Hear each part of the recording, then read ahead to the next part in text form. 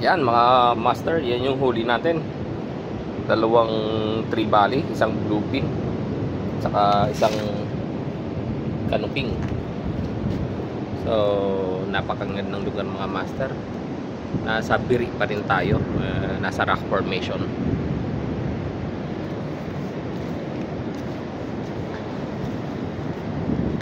Ganda ng platform dito.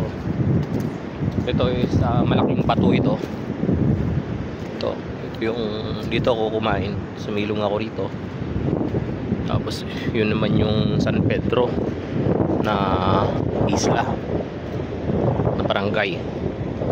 So ang plano ko sana, tutuloy pa ako papunta doon, kaso di lang ako sure kung kakayanin pa.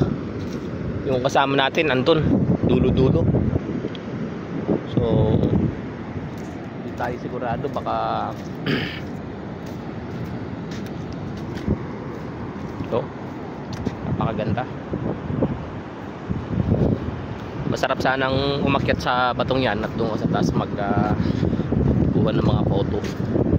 Sige mga master, magandang umaga, magandang